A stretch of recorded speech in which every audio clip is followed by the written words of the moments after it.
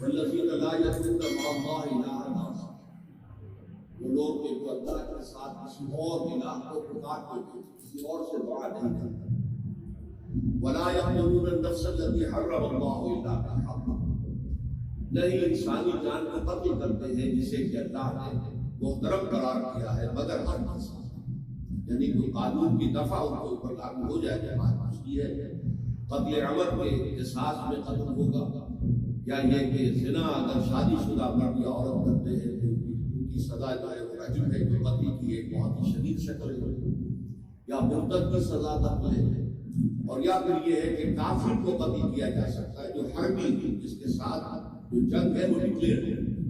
ان چار صورتوں کے علاوہ کسی انسان کو کسی حالت میں کسی جذبے کے تحت قتل کرنا جائز نہیں ہے، حرام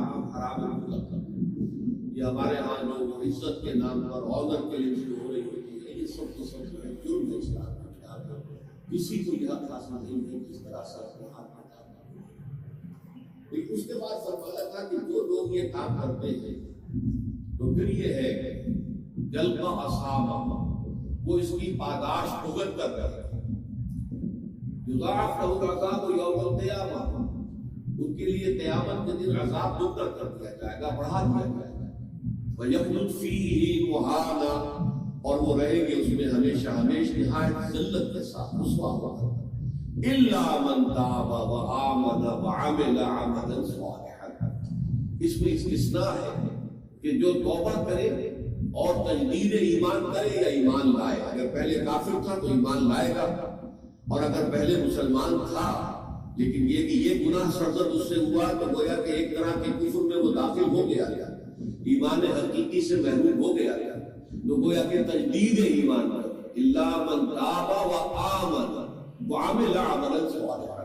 اور پھر اس کا عمل تبدیل ہوتا ہے، عمل درست ہوتا ہے، غلط کام کو فی الواقع چھوڑ دو۔ فَأُولَٰئِكَ يُبَدِّلُ اللَّهُ سَيِّئَاتِهِمْ حَسَنَاتٍ، تو یہ وہ لوگ ہیں کہ اللہ تعالیٰ ان کی برائیوں کو بھلائیوں سے بدل دیں گے۔ یہ بات جو ہے بہت بلند ہے، اس میں اللہ تعالیٰ کی طرف سے وعدہ جو ہو رہا ہے کہ فَأُولَٰئِكَ يُبَدِّلُ اللَّهُ سَيِّئَاتِهِمْ حَسَنَاتٍ وَكَانَ اللَّهُ غَفُورًا رَحِيمًا۔ وَمَن تَابَ وَعَمِلَ صَالِحًا، پھر دوبارہ تکرار کے ساتھ یہ بات آتی ہے، جو توبہ کرے اور پھر عمل اچھا کرے، فَإِنَّهُ يَتُوبُ إِلَى اللَّهِ مَتَابًا، تو وہ ہے جو حقیقت میں توبہ کرتا ہے اللہ کی جناب میں جیسے کہ توبہ کرنی چاہیے،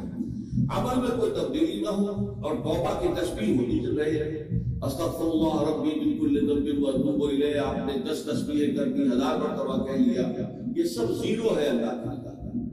ذکر کا ثواب مل جائے گا کہ اتنا وقت آپ نے اللہ کا نام لیا ہے، اللہ کا ذکر کیا ہے، اس کا ثواب تو ملے گا، لیکن یہ توبہ نہیں ہے، اس سے کسی گناہ کی معافی کر کے سوال نہیں، اس سے برائیوں کے بھلائیوں میں بدلنے کا کوئی امکان نہیں، اس سے اس کی سزا سے بچنے کی کوئی ضرورت نہیں۔ اب سورۃ تحریم میں خاص طور پر ایک خاص جو پس منظر ہے اس کے اعتبار سے یہ آیت آ رہی ہے، یا ایھا الذین آمنوا توبوا الی اللہ توبۃ نصوحا، اے وہ لوگوں جو ایمان لائے ہیں، اے ایمان کے مدعیوں، دعوے داروں، توبہ کرو اللہ کی جناب میں، لیکن وہ توبہ خالص ہو، توبۃ نصوحا۔ اس سورہ مبارکہ کے پس منظر کو نوٹ کیجئے تو اس میں ایک خطائے اجتہادی کہہ لیجیے حضور سے ہو گئی تھی صلی اللہ علیہ وسلم، اگرچہ وہ خطا جانب خیر میں تھی، اچھے کام کے لیے تھی، برے کام کے لیے نہیں تھی، کہ آپ نے اپنے ازواج مطہرات کی دل جوئی کے لیے ایک شے جو اللہ کی طرف سے آپ کے لیے حلال تھی اس کو استعمال نہ کرنے کی قسم تھا، تو اس پر حضور کو روکا گیا، یا ایھا النبی لما تحرم ما احل اللہ لک تبتغی مرضات ازواجک، اے نبی کیوں آپ اپنے اوپر حرام ٹھہراتے ہیں وہ شے جو اللہ نے آپ کے لیے حلال قرار دیے؟ کیا آپ اپنی بیویوں کی رضا جوئی کے لیے ایسا کر رہے ہیں؟ اللہ غفور رحیم، اللہ غفور ہے، رحیم ہے، اللہ نے آپ کی خطا سے درگزر کیا ہے، لیکن قد فرض اللہ لکم تحلیلۃ ایمانکم، اللہ تعالیٰ نے راستہ تمہارے لیے کھول دیا ہوا ہے کہ ایسی قسموں کو کھولا جا سکتا ہے، جس کے لیے کہ سورہ مائدہ کے اندر کفارہ دے دیا گیا ہے۔ تو گویا کہ حضور کو یہاں حکم دیا جا رہا ہے کہ آپ اپنے اس قسم کا کفارہ دیجیے قسم کا، اور یہ جو قسم ہے اس میں کھول دو۔ نمبر 2 پہ پھر 2 ازواج مطہرات کا معاملہ ہے کہ حضور نے ایک راز کی بات کہی ایک زوجہ محترمہ سے، لیکن انہوں نے وہ راز جو ہے دوسری زوجہ محترمہ کو پہنچا دیا جن میں زیادہ آپس میں قریبی تعلق تھا، تو گویا کہ یہ بھی ایک طرح سے خیانت ہو گئی، اس لیے کہ راز جو ہے وہ ایک امانت میں تھا، اور خاص طور پر آئلی زندگی میں میاں بیوی کے درمیان کے جو معاملات ہوتے ہیں وہ بہت ہی رازداری پر مبنی ہوتے ہیں۔ اس لیے ان میں سے کوئی چیز جو ہے جس کو خاص طور پر کہا گیا ہے کہ یہ ایک راز کی بات ہے جو تم سے کہہ رہا ہوں، کسی اور سے کہنا نہیں ہے، تو اس میں جو غلطی ہوئی ہے وہ بھی ایک بڑی غلطی تھی حضرت عائشہ صدیقہ رضی اللہ تعالیٰ عنہا ان کی۔ تو ان دونوں کے پس منظر میں پھر تیسری بات آئی کہ اہل ایمان اگر تم غافل ہو اپنے اہل و عیال کی طرف سے اس اعتبار سے کہ ان کا کردار کیسا بن رہا ہے، وہ اللہ کے بندے ہیں یا کوئی غلطیاں کر رہے ہیں، خطا کر رہے ہیں، تو دیکھو یہ تم ان کے ساتھ جو ہے وہ محبت نہیں کر رہے، عداوت کر رہے ہیں، اس لیے کہ تمہاری اس نرمی، تمہاری اس شفقت اور وہ محبت کے اندر اس درجے بڑھ جانا کہ اس میں اللہ تعالیٰ کے جو حرام کردہ امور ہے ان میں بھی تم ملوث ہو جاؤ، تو یہ گویا کہ در حقیقت تم اپنے آپ سے بھی دشمنی کر رہے ہو اور ان سے بھی دشمنی کر رہے ہو۔ اپنے آپ سے دشمنی کر رہے ہو کہ تمہاری عاقبت خراب ہو، ان سے دشمنی کر رہے ہو کہ ان کی اگر تربیت غلط ہو جائے گی تو گویا کہ وہ جہنم کو والا ہے۔ اب اس تین چیزوں کے پس منظر میں فرمایا جا رہا ہے یا ایھا الذین آمنوا توبوا الی اللہ توبۃ نصوحا، اے ایمان والو، اے ایمان کے دعوے دارو، اللہ کی جناب میں توبہ کرو، لیکن توبہ خالص نصوحا۔ پہلی بات تو یہ جانیے، میں نے بھی اس دن پہلے بھی عرض کیا ہوگا لیکن دہرانے میں کوئی حرج نہیں ہے، عربی زبان میں یہ دو الفاظ بہت قریب ہیں، آبا یعوب اوبن اور تابا یتوب توبت یا توبتن۔ آبا یعوب اوبن بھی ہوتا ہے واپس لوٹنا، لیکن یہ ہے کسی یعنی مادی چیز کی طرف سے واپس لوٹنا۔ ایک ہے تابا یتوب توبت یا توبتن، وہ کسی فعل سے، معنوی چیز سے پلٹ آنا، لوٹ آنا۔ چنانچہ بڑی پیاری میں وہ دعا حضور صلی اللہ علیہ وسلم مانگا کرتے تھے، آپ کی دعاؤں میں سے جب آپ سفر پر گئے واپس گھر آئے تو گھر میں داخل ہوتے ہوئے آئبون تائبون لربنا حامدون، ہم پلٹ کر آ گئے ہیں سفر سے، بدر سے میں پہنچ گئے ہیں، گھر میں داخل ہو رہے ہیں اور ہم اس حال میں بھی اپنے رب کی جناب میں توبہ بھی کر رہے ہیں، رجوع کر رہے ہیں اللہ کی جناب میں اور اپنے رب کی حمد کرتے ہوئے داخل آئبون تائبون لربنا حامدون۔ اسی طرح آپ بازار جائیں اس کے بعد اپنے گھر میں داخل ہو تو یہ دعا پڑھیں، یہ گویا یہ بہت ہی ایک سمجھیے مبارک ہے، بہت سی اس کے اندر برکات ہوگی۔ تو اس میں بھی لفظ آبا یعوب اوبن تابا یتوب توبت، یہ دونوں کے بہت قریب بات ہے، آئبون تائبون لربنا حامدون توبوا الی اللہ، اب الہ کو نوٹ کیجیے، یہ توبہ کا لفظ بھی بہت سے ایسے الفاظ میں سے عربی زبان کے، جیسا کہ اس سے پہلے ہم دیکھ چکے ہیں کہ ایک لفظ ہے رغبہ، رغبہ رغبت سے اردو میں ہم بولتے ہیں، رغبہ الہ ہوگا تو کسی شے کی طرف رجحان ہونا، اس کی طرف پیدا ہو جانا، اس کی خواہش پیدا ہونا، اور رغبہ عن ہوگا تو کسی چیز سے متنفر ہو جانا، دور ہٹ جانا، دور چلے جانا۔ ورب ایک ہی ہے، پرپوزیشن کی چینج سے بالکل برعکس نتیجہ نکلتا ہے۔ ومن رغب عن سنتی فلیس منی، جسے میری سنت پسند نہیں ہے، جو اس سے ہٹتا ہے، پیچھے ہٹتا ہے، اس کو ترک کرتا ہے، اس کا مجھ سے انتظار۔ اسی طرح مالا یمین و میلن، مالا الہ کسی شے کی طرف مائل ہونا، مالا عن اس شے سے ہٹ جانا، پیچھے ہٹ جانا، نفرت ہو جانا۔ اسی میں وہ لفظ کا صاف فقط صدق قلوبکما، تمہارے دل جو ہے وہ تو مائل ہو ہی گئے ہیں۔ صغا بھی الہ ہوگا اس کے معنی کسی شے کی طرف مائل ہو جاتا، عن ہوگا تو کسی شے سے متنفر ہو جاتا۔ دعا میں عرض کر چکا تھا لقد صدق قلوبکما، تو اے نبی کی دونوں بیویوں تمہارے دل تو یقیناً اللہ کی طرف مائل ہو چکے ہیں، توبہ کی طرف مائل ہو چکے ہیں، لیکن زبان سے یہ کہتے ہوئے کہ تو معاف کر مجھے غلط نہ ہوتے، یہ اس میں ذرا حجاب آ رہا ہے۔ ظاہر بات ہے شوہر اور بیوی کے درمیان جس طرح کا تعلق ہوتا ہے تو اس میں یہ کہ بسا اوقات اپنی غلطی کو واضح الفاظ میں تصدیق کرنے میں کچھ ہچکچاہٹ سی ہوتی ہے، تو وہ ایک کیفیت تھی کہ تمہارا دل تو مائل ہو چکا ہے، لیکن یہ کہ تم ذرا زبان سے بھی کہو، اقرار کرو۔ اسی طریقے سے یہ لفظ توبہ ہے، توبہ الہ ہے کسی کی جناب میں توبہ کرنا۔ جب اللہ تعالیٰ کی طرف توبہ کا لفظ آئے گا تو توبوا الی اللہ توبۃ نصوحا، اللہ کی جناب میں توبہ کرو۔ اور جب اللہ تعالیٰ توبہ کرتا ہے یہ لفظ جو ہے دو طرف استعمال ہوتا ہے، تواب بندہ بھی ہے، تواب اللہ بھی ہے۔ اللہ تواب ہے، بہت توبہ کا قبول کرنے والا، بندہ تواب ہے، بہت زیادہ توبہ کرنے والا۔ وہ حدیث میں آپ کو سنا چکا ہوں، کل بنی آدم خطاؤون وخیر الخطائین التوابون۔ تمام بنی آدم نہایت خطا کار ہے،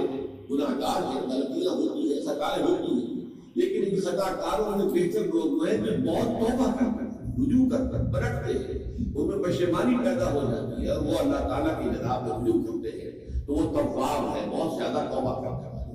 لیکن اللہ کی جناب میں توبہ جب بندہ کرتا ہے تو الہ آئے گا، توبہ الہ، اس نے توبہ کی اللہ کی جناب میں۔ اللہ توبہ کرتا ہے یعنی اللہ تعالیٰ جو ہے اپنی نظر شفقت اور نظر رحمت جو پھیر دی تھی اس نے کہ ایک بندے نے گناہ کیا ہے، میرے حقوق کی جو ہے خلاف ورزی کی ہے، معصیت کا ارتکاب کیا ہے، تو اللہ تعالیٰ اپنی رحمت اور شفقت کی نگاہ اس سے ہٹاتا ہے۔ لیکن جب بندہ توبہ کرتا ہے تو پھر اللہ تعالیٰ اپنے رجوع فرماتا ہے اور اپنی شفقت اور رحمت اور مغفرت کے ساتھ بندے کی جانب متوجہ ہوتا ہے۔ لیکن وہاں توبہ ادا آئے گا، تب علینا، اے پروردگار ہماری توبہ کو قبول فرما، وہ ادا کے ساتھ آئے گا۔ ہم جب توبہ کریں گے تو الہ کے ساتھ آئے گا۔ یہاں فرمایا توبو الی اللہ، اللہ کی جناب میں توبہ کرو، پلٹو، رجوع کرو، اور توبۃ نصوحا، خالص توبہ۔ اس کی جو وضاحت تھوڑی سی میں ابھی کر چکا ہوں کہ خالص توبہ سے مراد کیا ہے۔ یہ نہیں کہ بس توبہ کی ورد ہو رہا ہے، توبہ جو ہے وہ اس کے کلمات زبان سے ادا کیے جا رہے ہیں۔ بعض لوگ ہیں وہ جو آیت کریمہ ہے ان کا سوالات کا ہو رہا ہے، ورد ہو رہا ہے، کتنا ہو رہا ہے، ان کی تسبیح پڑھ رہے ہیں، اس سے کچھ نہیں ہوتا جب تک کہ دل کے اندر گناہ سے نفرت پیدا نہ ہو جائے، حقیقی پشیمانی نہ ہو کہ یہ مجھ سے بہت غلط حرکت سرزد ہوتی رہی ہے، پختہ ارادہ نہ ہو کہ آئندہ یہ کام نہیں کروں گا یا کروں گی، اور یہ کہ بالفعل بھی اس کام کو چھوڑ دو۔ یہ تین شرطیں کم سے کم ہیں ان چیزوں میں جو حقوق اللہ میں سے، اللہ تعالیٰ کے حقوق، ان میں کوتاہی ہوئی ہے، ان میں غلطی ہوئی ہے، ان میں انسان نے کسی معصیت کا ارتکاب کیا ہے، تو تین شرط۔ حقیقی پشیمانی نمبر ایک، جس کے لیے میں نے اقبال کا شعر آپ کو سنایا تھا جو بالکل نوجوانی کے دور میں انہوں نے کہا تھا، اور کسی اب میں نام بھول رہا ہوں تو بہت بڑے شاعر تھے، استاد تھے، اساتذہ اور استاد الشعراء، انہوں نے کہا تھا کہ میاں صاحب نے اس عمر میں، اور یہ شعر ہے اس قدر اونچا شعر ہے کہ موتی سمجھ کے شان کریمی نے چن لیے قطرے جو تھے میرے عرق انفعال کے۔ انفعال کہتے ہیں شرمندگی کو، کہ میں جب شرمندہ ہوا کہ میں اللہ کی جناب میں کیا حرکت کر بیٹھا، تو اس سے میرے پیشانی پر جو پسینے کے قطرے نما ہوئے، اللہ تعالیٰ نے ان کو موتی سمجھ کے چن لیا۔ اللہ تعالیٰ کو بندے کی توبہ سے اتنی خوشی ہے۔ وہ حدیث بھی میں آپ کو سنا چکا ہوں کہ تم اندازہ کرو، ایک شخص ہے کہ جو ایک ریگستان میں لقودق صحرا میں سفر کر رہا تھا، اس کا ایک اونٹ تھا جس پر وہ سفر کر رہا تھا، اسی پر اس کا جو بھی راستے کا کچھ کھانا وانا تھا، خوراک تھی، وہ بھی اس کی پوٹلیاں بھی تھی اور پانی کی چھالیں بھی بنی ہوئی تھی۔ تھوڑی دیر کے لیے وہ ایک درخت کے سائے میں بیٹھ گیا، اس طرح وہ اسی میں آنکھ لگ گئی اس کی۔ اب جب آنکھ کھلی تو دیکھا کہ اونٹ غائب ہے۔ اب اونٹ گویا کہ اس کی زندگی کا واحد سہارا، کہاں جائے گا بغیر نہیں، اس دوڑا دائیں بائیں، شمال جنوب مغرب مشرق، سب میں کہیں جہاں تک وہ کر سکتا تھا اسے کہیں بھی نظر نہیں آیا۔ تو پھر وہ اسی درخت کی سائے میں آ کر بیٹھ جاتا ہے موت کے انتظار میں۔ جب تو موت نہیں آئے گا، نہ کھانے کو کچھ، نہ پینے کو پانی، نہ سواری میں کہیں یہاں سے نکل سکتا۔ اچانک دیکھتا ہے کہ وہ اونٹ تو کھڑا ہوا ہے اور وہ سامان بھی ہوا ہے۔ تو اس میں فرق مسرت کی وجہ سے خوشی اتنی شدید ہوتی ہے اسے کہ وہ کہنا تو یہ چاہتا ہے اللہ میں تیرا بندہ ہوں، تو میرا رب ہے، لیکن وہ کہہ یہ بیٹھتا ہے اللہ میں تیرا رب ہوں، تو میرا بندہ ہے۔ یعنی اتنا وہ اپنے اس میں حواس کو بیٹھتا ہے خوشی کی وجہ سے۔ اتنی ہی خوشی ہوتی ہے اللہ تعالیٰ کو اپنے کسی گناہ گار بندے کی توبہ سے نظر کرنا۔ یہ ہے جو تشبیہ حضور صلی اللہ علیہ وسلم جو توبہ کی عصمت کو دیا۔ اس کے حوالے سے میں آپ کو فلسفے کے طور پر بھی بتا چکا ہوں کہ بہت بڑی غلطی جو ہے، جیسے ان دونوں صورتوں کا جو مرکزی مضمون میں نے بتایا تھا کہ خاندانی زندگی میں دو انتہائی کیفیات پیدا ہوتی ہیں، یا میاں بیوی کی موافقت نہیں ہو رہی تو آخری حد ہے طلاق، یا یہ ہے کہ اتنی محبت ہو گئی ہے کہ محبت کی وجہ سے شریعت کے حدود کے اندر رد و بدل ہو رہا ہے۔ تو پہلے کے موضوع کے اوپر سورہ طلاق ہے اور دوسرے موضوع کے اوپر سورہ بہنی ہے۔ تو طلاق کے معاملے میں بھی عیسائیوں سے جو بہت زیادہ غلطی بہت بڑی سرزد ہوئی وہ یہ ہے کہ حضرت عیسیٰ نے یہ فرمایا تھا کہ جو شخص اپنی بیوی کو طلاق دیتا ہے گویا کہ ناحق تھا، وہ گویا کہ اس سے زنا کرواتا ہے، یعنی یہ کہ طلاق ہو گیا اس کو، اب وہ بیچاری جو ہے وہ بے شوہر کے عام طور پر متعلقہ سے کوئی شادی نہیں کرتا، تو اب اس کے فتنے میں مبتلا ہونے کا امکان موجود ہے، وہ زنا کاری پر آمادہ ہو سکتی ہے، تو اس جس شخص نے اسے غلط طلاق دی تھی در حقیقت وہ ذمہ دار ہوگا اس زنا کاری کا جو کرتا۔ یہ اصل میں ایک اخلاقی تعلیم تھی جس کو کہ انہوں نے قانونی سمجھ لیا اور طلاق کا دبا دبا کر، حالانکہ شریعت موسوی میں طلاق کا راستہ کھلا تھا، جیسے شریعت محمدی میں کہ اگر کوئی صورت ایسی ہے کہ مزاج نہیں مل رہا ہے تو ٹھیک ہے علیحدہ ہو جاؤ، سپریشن کا راستہ کھلا ہوگا۔ اگرچہ اللہ کو حلال چیزوں میں سب سے زیادہ ناپسند طلاق ہے، اللہ چاہتا یہ ہے کہ یہ بندن بن جائے تو بنا رہے ساتھ،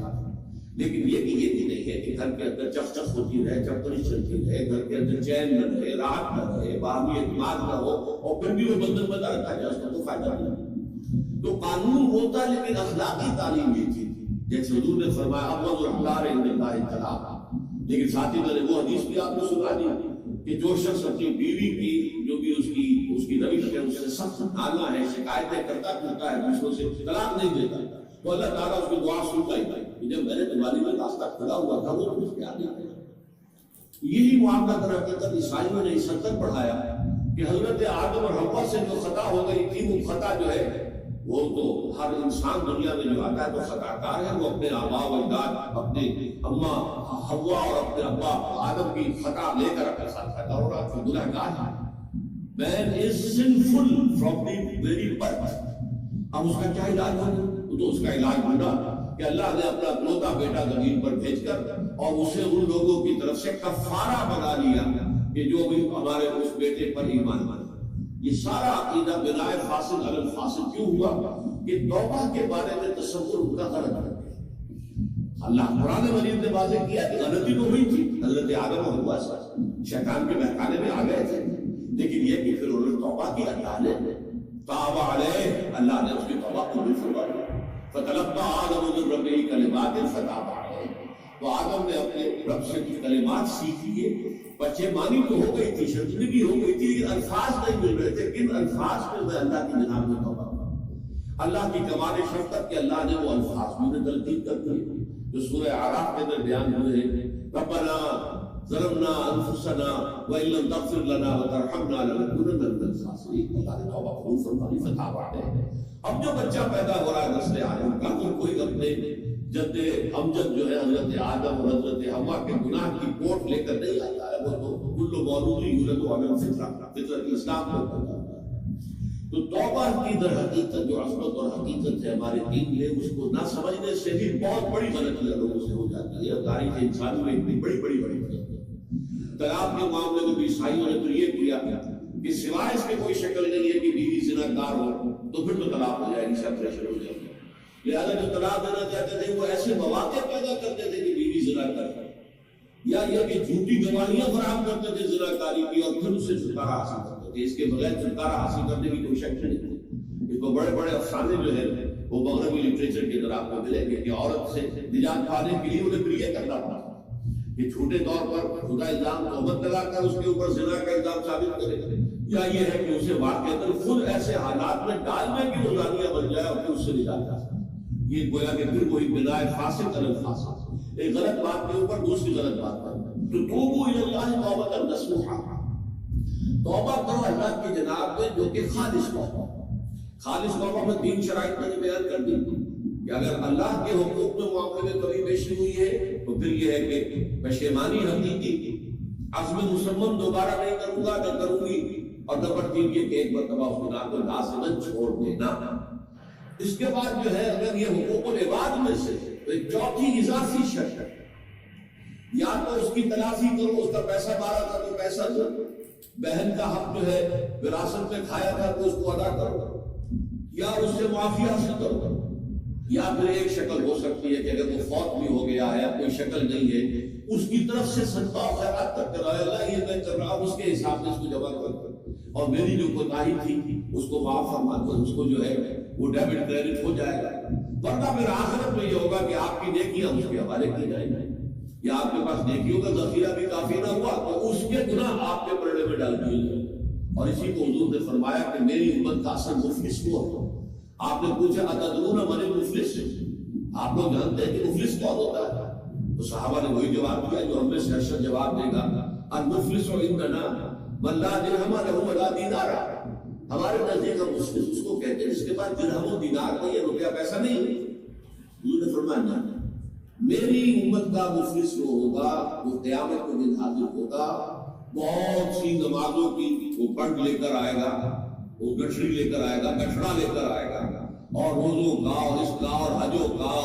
اور اس عمروں کا، لیکن وقد شتم ھذا واکل مال ھذا، اس نے مال کھایا تھا فلاں کا حرام طریقے سے، فلاں کو گالی دے دی تھی، فلاں پر تہمت لگائی تھی، حقوق العباد کے اندر جو ہے اس کی عزت پر حملہ کیا گیا، وہ سارے گناہ جمع ہوا ہے۔ اللہ تعالیٰ کسی سے کہے گا بھائی تم اس کی نمازیں لے جاؤ، کسی سے کہے گا اس کے روزے لے جاؤ، اچھا تم لوگ حج لے جاؤ، اس کے عمرے لے جاؤ، اس کے بعد بھی مدعی باقی ہوں گے، تو اب مدعیوں کے گناہ اس کے پلڑے میں ڈالے جائیں، اور پھر وہ دوسروں کے گناہوں کو پوچھتے رہے تب تک جہنم میں ہو گئے۔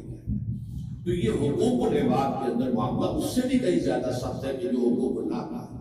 اللہ تو بڑا غفور ہے، رحیم ہے، اس کے اندر وہ رعایت بھی کرے گا، لیکن حقوق العباد کا معاملہ اللہ کہتے گا یہ میرا معاملہ ہے نہیں، یہ تمہارا آپس کا معاملہ ہے، تمہیں اس کو جو بھی ہے لین دین کر کے ہی معاملہ چکانا ہوگا، دے دے کر معاملہ ہوگا، اس کے بغیر نہیں۔ تو توبوا الی اللہ توبۃ نصوحا عسیٰ ربکم ان یکفر عنکم سیئاتکم۔ ممکن ہے، عسیٰ اصل میں امید دلانے کے لیے ہوتا ہے، شاید کہ ایسا ہو جائے، لیکن جب اللہ کی طرف سے یہ لفظ آتا ہے تو یہ یقینی معنی، یقینی وعدہ ہے، اللہ کا وعدہ ہے۔ اگر تم یہ توبہ نصوح کرو گے تو اللہ کا وعدہ ہے تم سے کہ وہ تم سے تمہاری برائیوں کو دور کرتا ہے۔ یہ تکفیر کے لفظ کو بھی سمجھ لیجیے، کفر کا اصل معنی ہے چھپا دینا، دبا دینا، اسی لیے گناہ کا کفارہ ہوتا ہے۔ آپ سے گناہ ہو گیا، آپ نے کفارہ دے دیا تو گناہ چھپ گیا، دب گیا، اس کے اثرات ظاہر ہو گئے، وہ آپ کے نام اعمال سے اس کو ختم کر دیا جائے گا۔ یہ ہے کفارہ، کفارہ۔ کفار جمع ہے کافر کی، کافر جو ہے تو حق کو چھپاتا ہے، اللہ کی دعوت جو دی جا رہی ہے اس کو دباتا ہے، اس معنی میں وہ کافر انکار کرتا ہے۔ لیکن یہ کہ ایک کفران نعمت ہے، کسی نے آپ پر احسان کیا ہے اور آپ اس کا احسان نہیں مان رہے، آپ کے لیے دل میں اس کے لیے کوئی احسان بندی کے جذبات پیدا نہیں ہوئے، تشکر کا جذبہ پیدا نہیں، یہ کفران نعمت ہے۔